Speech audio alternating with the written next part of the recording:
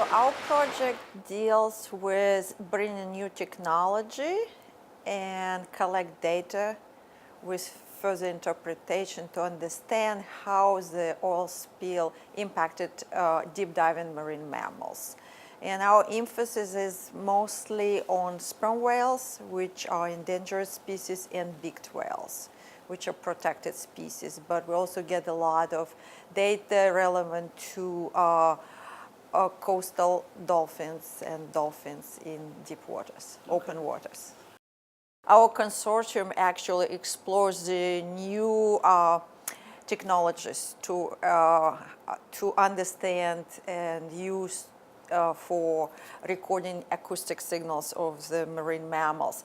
So traditionally, the bottom-moored buoys are used, autonomous bottom-moored buoys are used to record sounds of marine mammals.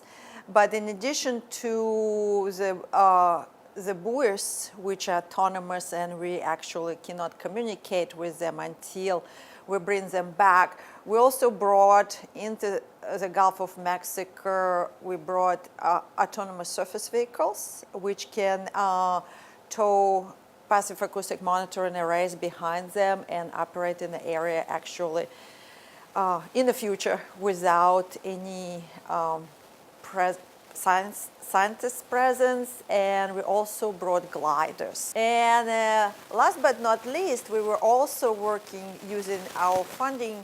We were also working on developing the real-time communication unit with our autonomous buoys, which sit in very deep ocean, like 3,000 feet deep.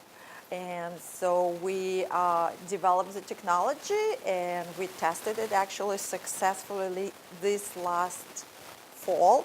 And so we deployed the buoy and we could communicate with them, and they can send us real-time reports about the detection of marine mammals. So this is very exciting on the technology side.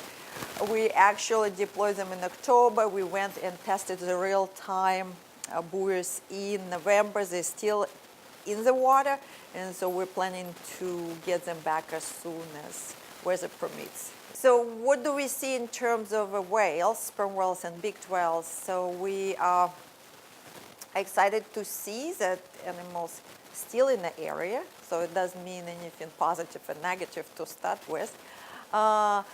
We processed some of our data from 2015, and we see that the sperm whales' presence in the area declined somewhat, and we attribute it to some changes in prey habitats. Obviously, I hear from my colleagues that particularly from Deep End Consortium, that the prey, amount of prey and distribution of prey in the area was affected by the spill, and it went down. And so it probably correlates that whales look for new grounds to feed. We also, since we have several bottom-moored buoys in the area and we have autonomous surface vehicles which do not stay in the area long, but they provide us with a high-resolution spatial assessment, how animals use the grounds, and we're excited to see.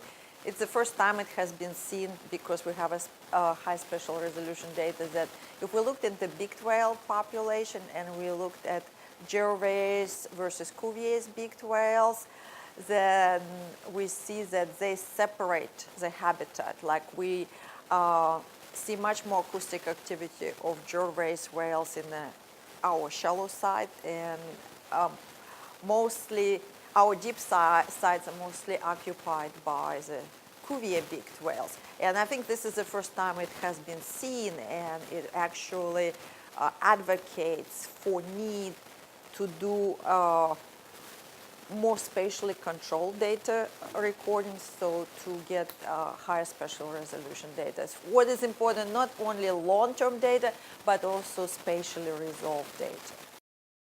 I think the important thing is to realize we still need much longer data to understand the impact of the spill and the impact of new projects related to restoration.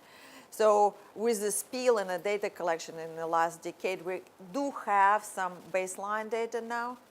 And with restoration projects coming on board, there are concerns how it's going to affect, first of all, coastal marine mammals, where we can use very similar technologies to observe them. But also, it might reflect, this is very unknown, very new question, it might affect also deep water mammals. And so what we need to do, I think we need to continue observations. We're getting there, and like we put about 10 years of effort to monitor marine mammals in the Gulf, but they're long-lived animals. They're like humans. They live up to 80 years. And even if we don't see immediate effects, it does mean there are no effects. So because the effects, they're very slow breeding animals, and so the effects can manifest them population wide, I don't know, 20 years down the road, 25 years down the road. If we decrease, and we do build the part of our team, we have also mathematicians who are on the team. They also build models using our current data to predict what will happen to the population in the future.